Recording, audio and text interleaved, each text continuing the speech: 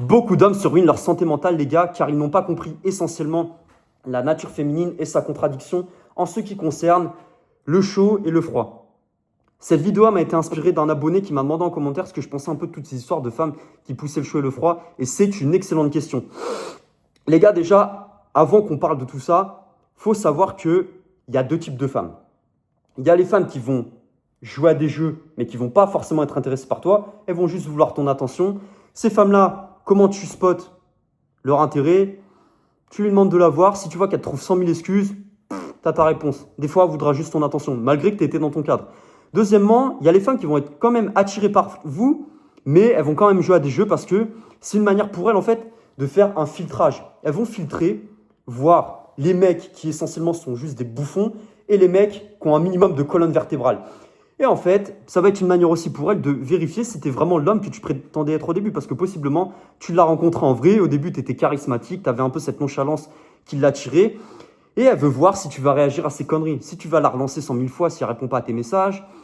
Et donc voilà, il y a aussi d'autres facteurs qui font qu'une femme, elle va jouer à tous ces jeux mentaux. C'est que, essentiellement, elle sent que tu peux lui échapper.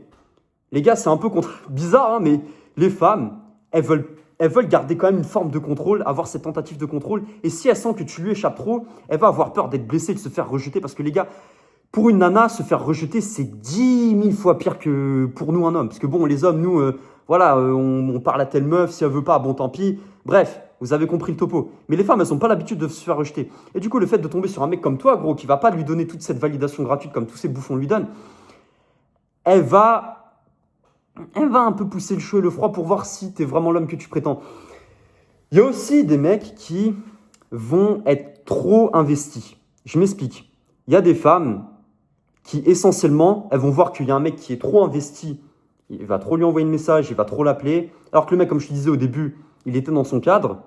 Elle va un peu jouer à ces jeux pour réinverser la tendance, pour remettre la polarité à sa place et rééquilibrer les choses pour que le niveau d'intérêt soit un peu au même niveau des deux côtés. En général, une femme, quand elle a tendance à commencer à faire ça, c'est jamais trop bon pour la suite. Mais, comme on dit, c'est pas une fatalité.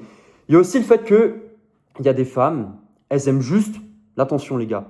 Elles aiment l'attention, mais elles n'aiment pas l'homme. C'est-à-dire qu'elle va aimer ce que tu peux faire pour elle, toute l'attention que tu peux lui donner, tous les appels que tu peux lui donner tard le soir. Mais essentiellement, elle va pas aimer l'homme que tu es, tout simplement, les gars. Et il y a énormément de gars, les gars, qui sont dans ce cas-là. Hein.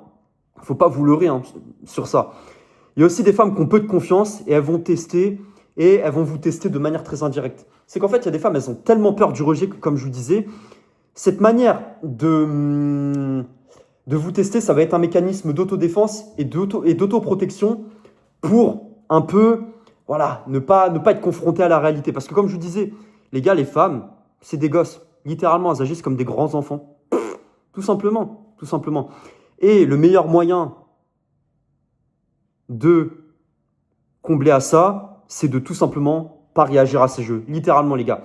Et il y en a certaines, malgré qu'elles soient intéressées, elles vont jouer à des jeux pour voir si tu vas lui courir après et si elle va se sentir en sécurité avec toi. C'est sûr que si tu fais le bouffon, gros, que tu lui envoies message, que si tu réponds à ces jeux, qu'elle commence à s'éloigner, que toi tu commences à la texter, à lui envoyer 40 messages, à faire que l'appeler, normal, gros. Comme je te disais, les femmes, c'est une manière pour elles de filtrer. Elles sont obligées d'avoir ce moyen de filtrage pour tester entre les hommes qui sont essentiellement des vrais et les mecs qui jouent à des jeux. Et les gars, faut pas leur en vouloir parce que ça, c'est juste un mécanisme inconscient. Même elles savent pas de quoi répondre et même elles savent même pas pourquoi elles font ça au fond. Tu vas leur en parler, mais pourquoi tu fais ça? Elle va te dire, mais non, mais c'est parce que j'étais occupé, machin.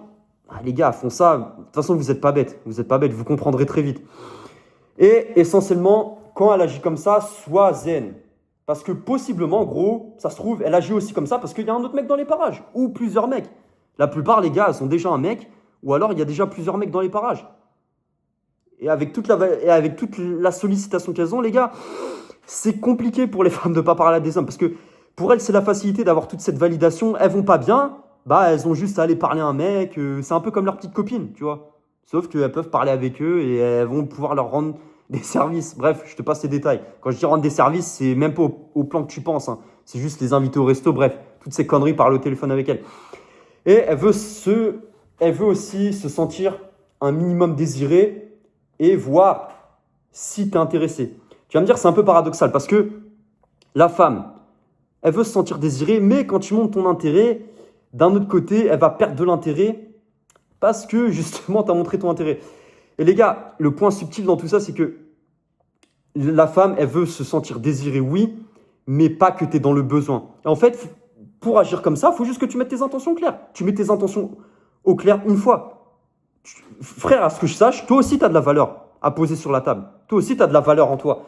C'est-à-dire que tu montes tes intérêts. Si la femme, elle ne répond pas à ça, tu la laisses. Parce qu'après, plus tu vas donner, déjà que tu l'abordes, tu vas lui parler. C'est aussi à elle, gros, de faire un bout de chemin pour pouvoir justement être dans ta vie. C'est une chance pour la nana. Et c'est pour ça que le désir féminin, en fait, il naît d'une tension.